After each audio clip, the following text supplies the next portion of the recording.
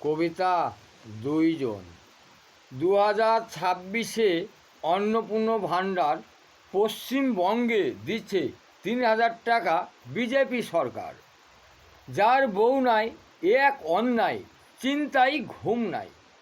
বউ ভুলে থাকি সকল সময় মদ কাছে রাখি। স্বামী নাই ছেলে মেয়ে আছে ঘুম নাই রাতে।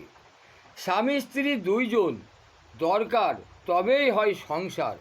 ঘরে বাইরে একই মন তবেই হবে শ্রী রাম দর্শন।